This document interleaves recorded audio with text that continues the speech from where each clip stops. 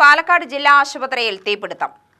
നഴ്സുമാരുടെ changing room, record സൂക്ഷിക്കുന്നതുമായ റൂമിലുമാണ് തീപിടുത്തമുണ്ടായത്. ഭാഗ്യത്തിന് ആളപായമില്ല.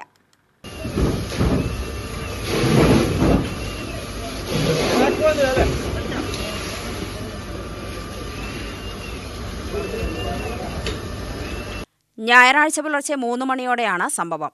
തീപിടുത്തമുണ്ടായതിനെ തുടർന്ന് വനിതകളുടെ വാർഡിലും തൊട്ടടുത്തുള്ള സർജിക്കൽ ICUവിലുമുള്ള രോഗികളെ മുഴുവൻ പൂർണ്ണമായും മാറ്റിപ്പാർപ്പിച്ചു.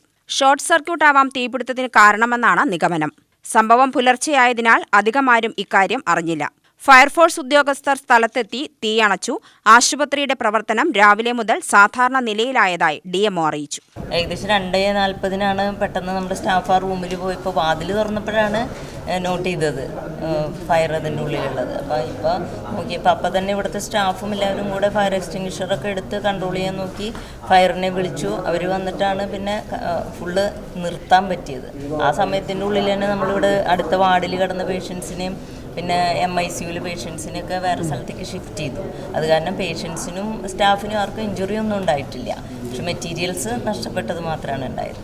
ഇവിടുത്തെ സ്റ്റാഫ് വളരെ നന്നായിട്ട് ആക്ട് ചെയ്തിട്ടുണ്ട്. ഇനിയിപ്പോൾ നമുക്ക് ഡാമേജ് വന്നിട്ടുള്ളത് ഇലക്ട്രിക്കൽ സർക്യൂട്ടിനാണ്. അപ്പോൾ അതിന് കേബിളൊക്കെ നാളെ ഇന്നുമായിട്ട് വന്ന് അതിൻ്റെ വർക്ക് നടത്തിയാൽ ചില ഭാഗങ്ങളൊക്കെ, പിന്നെ നമ്മൾ ജനറേറ്റർ വാടകയ്ക്ക് എടുത്തിട്ട് ബാക്കി ഭാഗത്തേക്ക് ഇപ്പോൾ കറണ്ടൊക്കെ ശരിയാക്കിയിട്ടുണ്ട്. ICUവും പിന്നെ അതുപോലെ OTയും വർക്ക് ചെയ്യണമെങ്കിൽ കേബിൾ വർക്ക് കഴിഞ്ഞാലേ നാളെ നടക്കും.